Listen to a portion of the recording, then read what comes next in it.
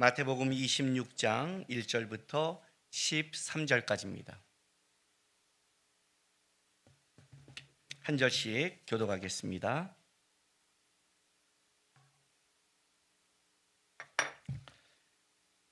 예수께서 이 말씀을 다 마치시고 제자들에게 이르시되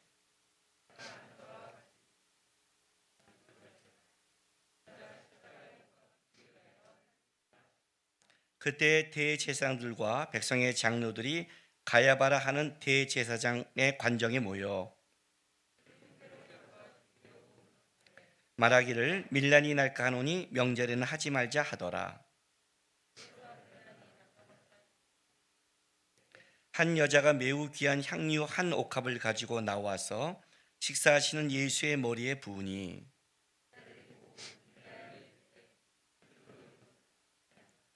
이것을 비싼 값에 팔아 가난한 자들에게 줄 수 있겠도다 하거늘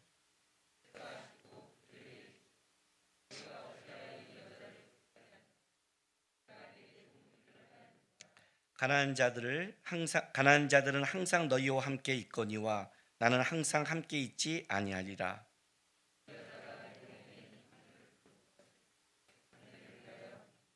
13절 같이 읽습니다. 내가 진실로 너희에게 이르노니 온 천하에 어디서든지 이 복음이 전파되는 곳에서는 이 여자가 행한 일도 말하여 그를 기억하리라 하시니라. 아멘. 오늘 이 본문의 1절에 예수께서 이 말씀을 다 마치시고 제자들에게 이르시되라고 이제 말씀하시면서 이틀이 지나면 예수님께서 이제 십자가를 지실 것을 예언하고 계시고 있습니다. 보통 이제 우리가 성경을 읽다 보면 주님께서 이 말씀을 하고 이렇게 문맥으로 이어져 가고 있는데 오늘은 이 예수께서 이 말씀을 다 마치시고라는 이 말씀은 상당히 그냥 지나가기 어려운 비중 있는 말씀이죠. 마태복음 24장 25장에 이어서 마지막 때 종말에 관해서 어떻게 그 징조 속에 준비해야 되며 그렇게 어떻게 살아가야 되는지를 비유로 세 가지로 말씀하신 주님 앞에 서야 될 날을 말하는 굉장히 유언과 같은 중요한 말씀을 다 마치시고 이 말씀을 끝내고 예수님께서 이제 하신 말씀이 뭐냐면 그게 이제 2절이라는 겁니다. 왜냐하면 우리가 성경을 쭉 읽다 보면 우리는 너무 이제 성경을 이렇게 그 시대 속에 있는 게 아니라 많이 우리가 습관적으로 읽다 보고 결론을 알다 보니까 쓱쓱 넘어갈 때가 있는 겁니다. 오늘 이제 예수님께서 그 마지막에 가장 중요한 종말의 때에 너희가 어떻게 살아가고 주님의 오심을 예배하라 이렇게 말씀하시고 2절에 너희가 아는 바와 같이 이틀이 지나면 유월절이라 인자가 십자가에 못 박히기를 위하여 팔리리라 라고 이제 예수님이 오신 목적과 곧 십자가를 지실 것을 말씀하는 겁니다. 그런데 오늘 예수님께서 이틀이 지나면 유월절이라 하고 유월절에 인자가 십자가에라고 유월절과 십자가를 연결시켜 말하고 있습니다. 이건 굉장히 중요한 겁니다. 왜냐하면 이 유월절이라는 것이 어떤 의미를 가지고 있냐를 예수님이 다시 한번 얘기하는 겁니다. 왜냐하면 이스라엘이라는 백성은 유월절로 시작되잖아요. 애굽에서 나옴으로 한 민족이 되고 국가가 되고 시작되는 거란 말이죠. 우리가 내가 예수님을 고백하고 신앙생활을 출발함으로부터 우리의 삶이 전과 후가 바뀌듯이 이스라엘 백성들도 유월절에 출애굽을 함으로 그의 민족이 완전히 바뀌고 있는 겁니다.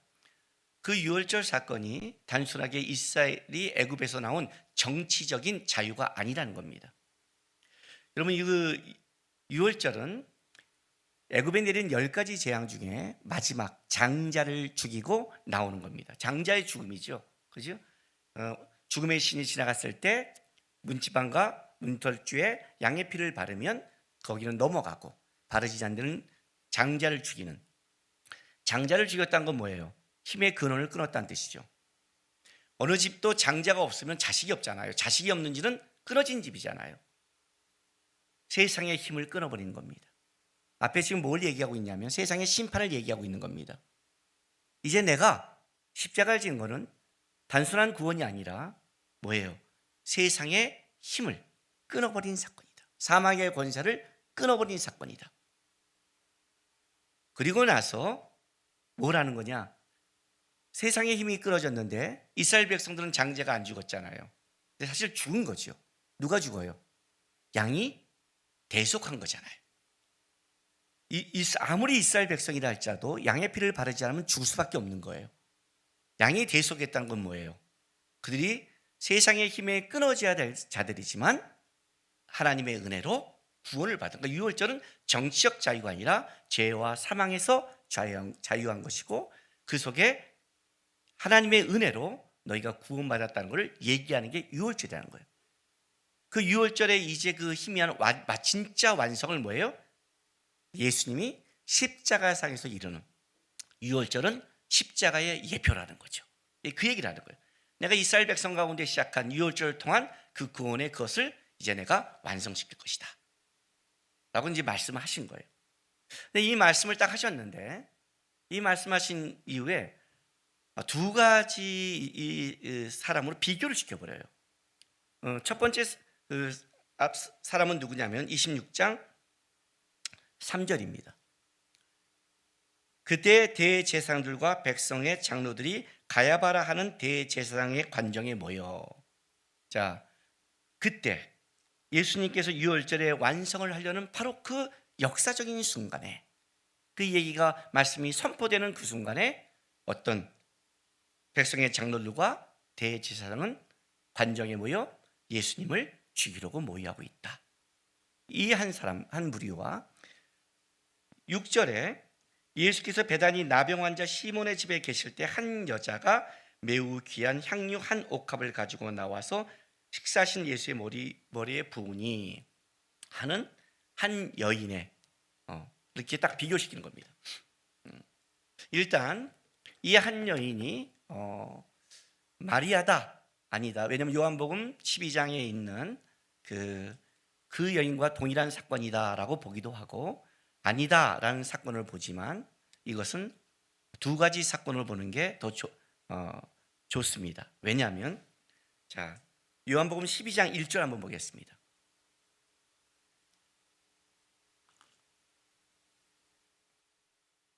요한복음 12장 1절, 신약성경 167쪽. 유월절 엿새 전에 예수께서 베다니에 이르시니 이곳은 예수께서 죽은 자 가운데서 살리신 나사로가 있는 곳이라.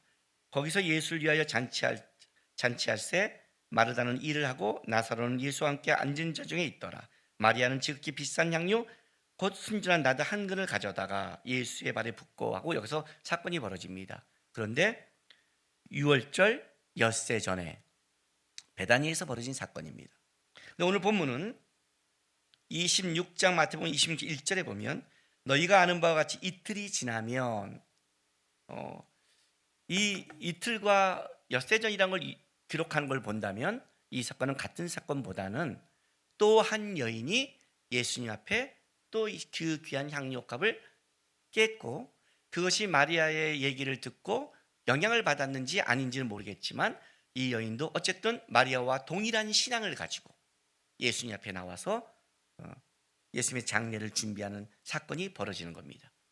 근데 이 양쪽을 비교할 때 일단은 앞에 있는 자들은 어떤 사람들이냐면 누구보다 하나님의 나라를 준비할 책임을 맡은 자들이었습니다.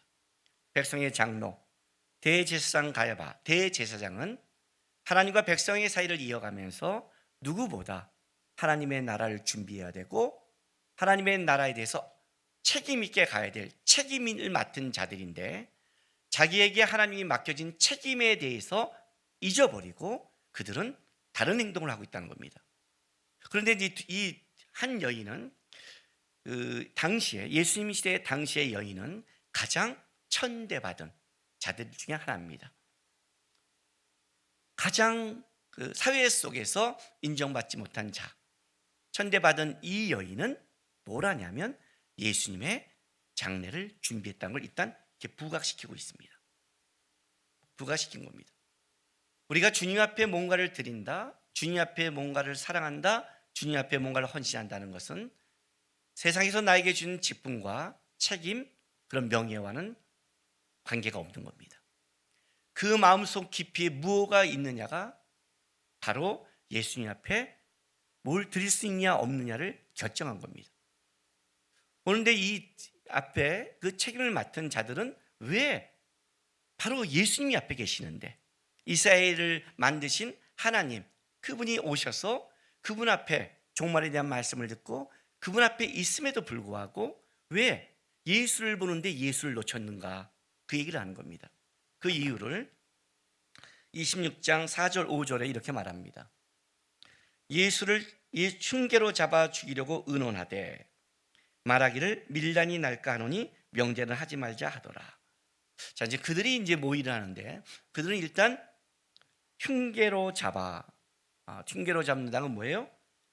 바로 뒤에서 먼저 조종하고 모의해서 예수님을 잡겠다고 얘기하는 겁니다. 뭐가 걸렸냐면 예수님과 이해관계가 걸려버렸습니다. 신앙은 우리가 하나님 앞에 섰을 때 가장 여러분한테 걸리는 것은 사실 이해관계 문제입니다. 이해관계는 여러 가지가 있습니다. 기득권도 있고 물질도 있고 명예도 있고 어떤 데는 내 건강도 있는 겁니다. 실제 여러분들이 하나님 앞에 원망하는 부분도 그거 아닙니까? 내가 하나님을 믿고 따라갔는데 왜 내 삶 속에서는 하나님이 이렇게 하십니까? 하는 우린 이해관계 속에서 좌절하죠. 우리가 하나님이 날 사랑하고 축복한다는 것은 어떤 거예요?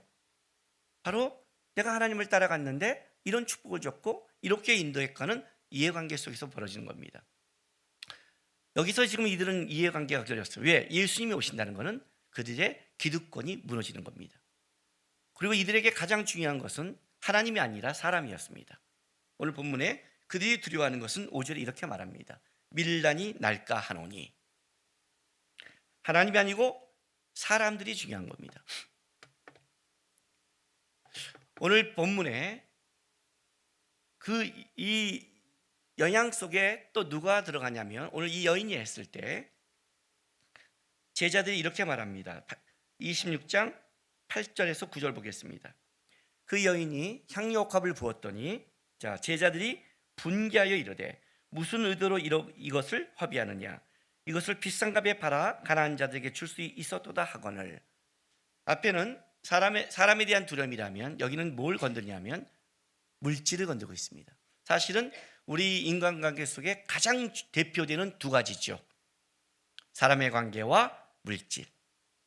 여기 이제 왔다 갔다 해요. 어떤 때는 물질보다 사람의 관계가 앞서갈 때 있고 어떤 때는 친한 사람인데 물질 때문에 원수가 될 수 있는 이 이해관계가 걸려 있는 겁니다. 제자들도 그렇습니다. 그런데 이 제자들도 왜 이렇게 됐냐면 사실은 제자들은 영향을 받았습니다. 요한복음 12장 다시 가겠습니다. 12장 4절 보겠습니다.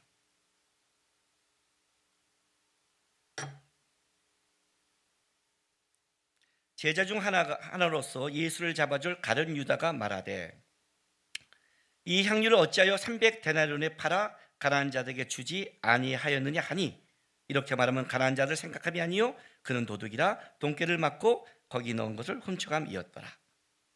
예수께서 이르시되 그를 가만두어 나의 장래할 날을 위하여 그것들을 간직하게 하라. 가난한 자들은 항상 너희와 함께 있거니와 나는 항상 있지 아니라. 바로 며칠 전에 예수님께서 뭐라고 말했냐면 가룟 유다가 300데나리온 정확한 그 기름의 액수를, 그건 굉장히 셈이 빠른 사람이죠. 정확한 걸 얘기했는데 예수님이 뭐라고 말하냐면 그를 가만둬라. 가난한 자는 항상 함께 있겠지만 그는 나를 장래함이라고 분명히 말씀했습니다. 그런데 오늘 26장에 갔더니 8절에 보면 이제 가룟 유다가 아니라 제자들이 분개하여 이르되 무슨 의도로 이것을 허비하느냐 해서 가룟 유다가 말하는 것들을 제자들도 영향을 받기 시작했습니다. 왜냐하면 구체적인 돈의 금액을 말하면 사람은 구체적인 게 돌아가기 때문에 그렇습니다. 예수님을 바라보라고 나를 장래하는 거라고 얘기했음에도 불구하고 그들의 두 가지 공통점은 예수님이 계시는데 예수님을 준비하고 예수님이 어떤 길을 가는데 예수님이 어떤 길을 가느냐를 바라보는 게 아니라 그들은 이해관계와 재물에 묶여 있는 겁니다. 우리도 마찬가지죠. 우리도 이 두 가지를 벗어날 수 없습니다. 특별히 요즘 시대를 살아가는 사람들은 사람의 이해관계가 더 깊어지고 무서워졌습니다. 왜? SNS 때문에 그렇습니다.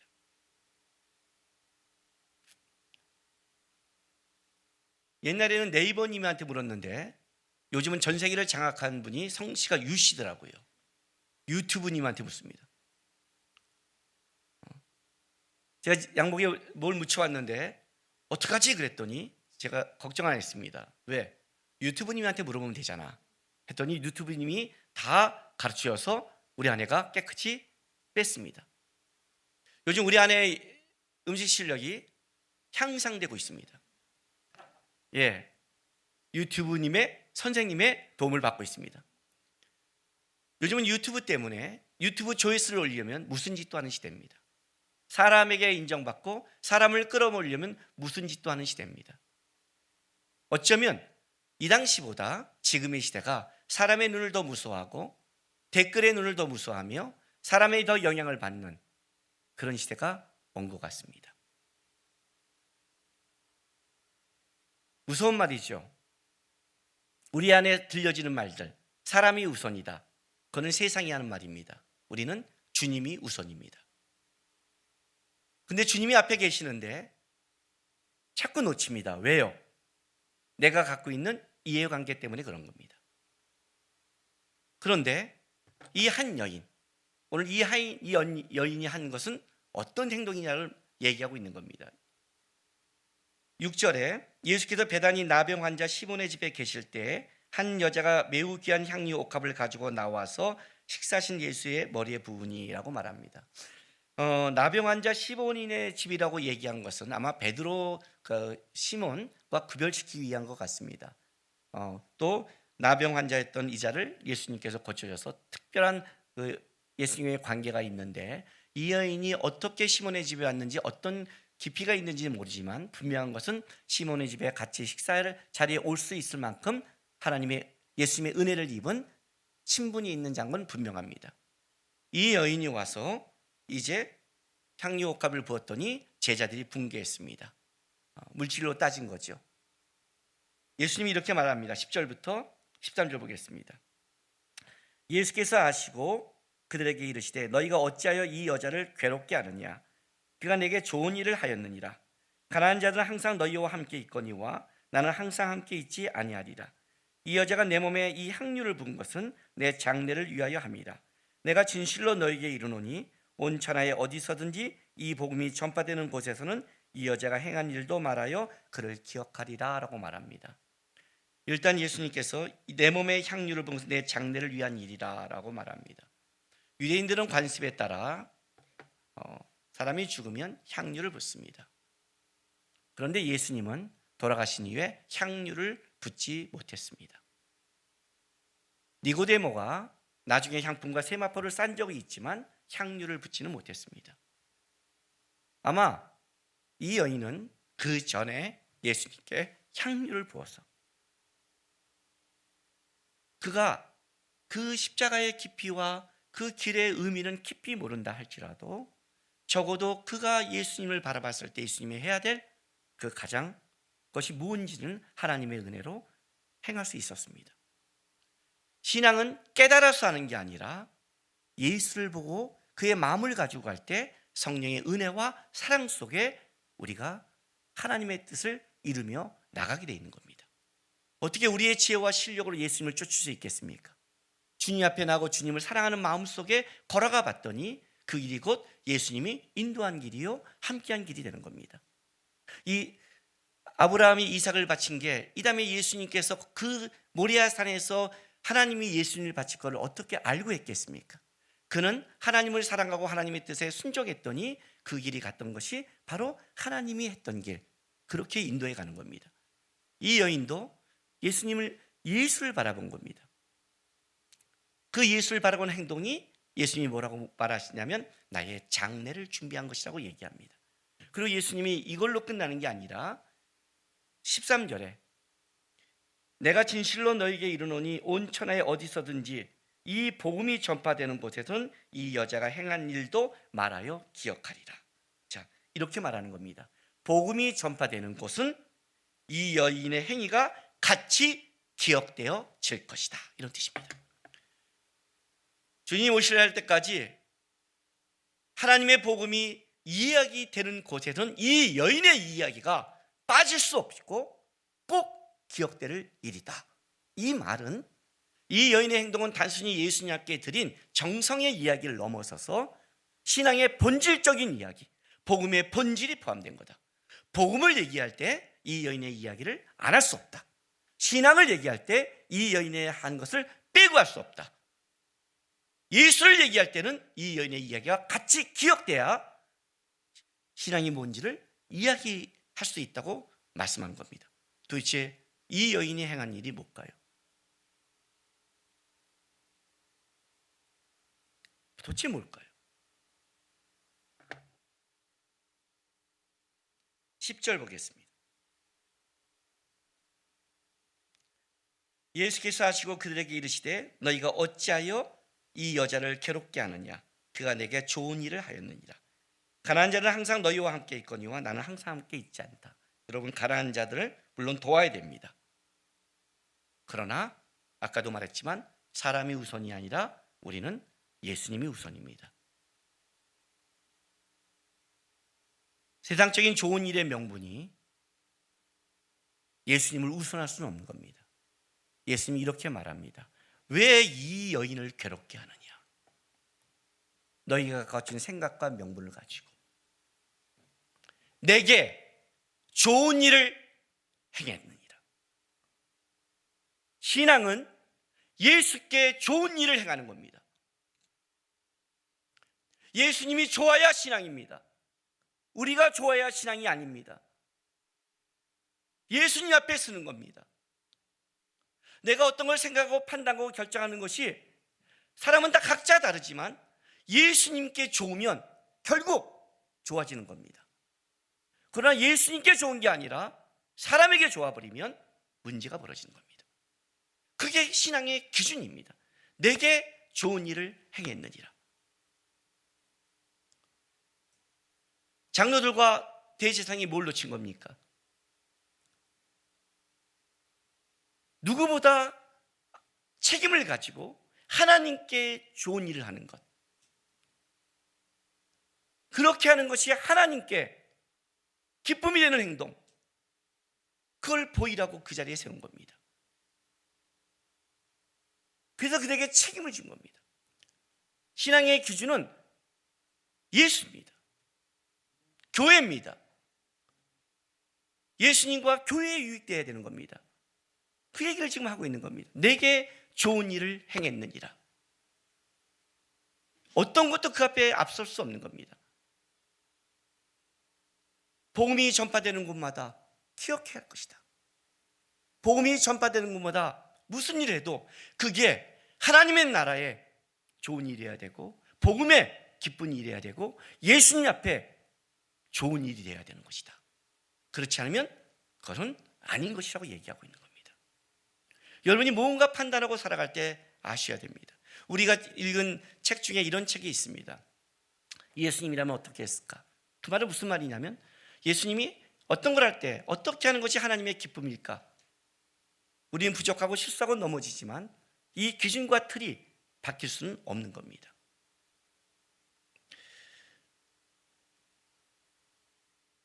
우리 교회 예배 인도자가 소진영 집사 말고 두 사람이 더 있습니다.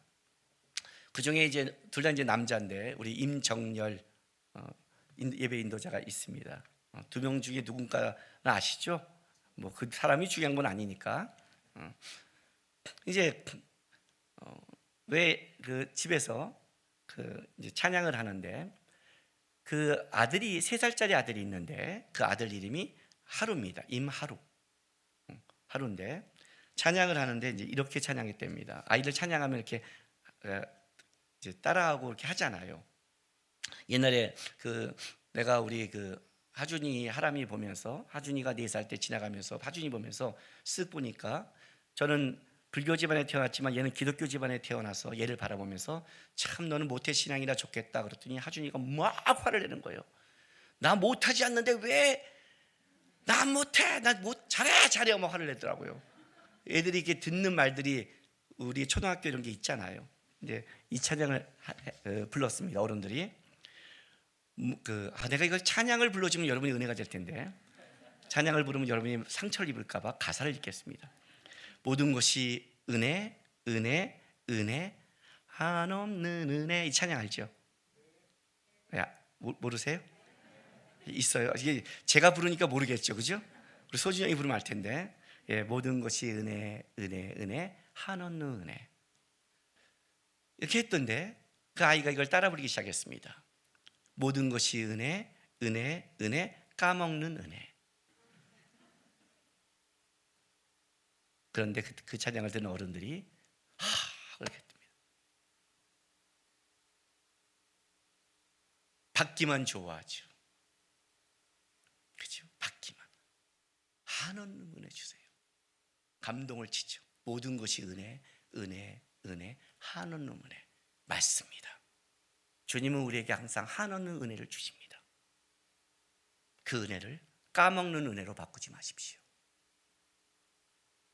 예수를 바라보고 나갈 때 까먹는 은혜도 한없는 은혜가 되지만 아무리 한없는 은혜를 주셨어도 제사장까지 세워도 예수를 보지 않으면 까먹는 은혜가 될 수 있습니다. 주님 바라보시고 예수 바라보시고 한없는 은혜 누리는 여러분 되시기를 바랍니다. 기도합시다. 이 시간 다 같이 기도하겠습니다. 주님, 내 앞에 예수만 보이게 도와주십시오. 내가 예수만 쫓게 해주십시오. 주님 앞에 설 날 기대하면서 주님만 쫓게 도와주십시오. 다 같이 우리 다짐하며 기도하며 나가겠습니다. 기도하겠습니다. 거룩하신 우리 아버지 하나님 감사합니다.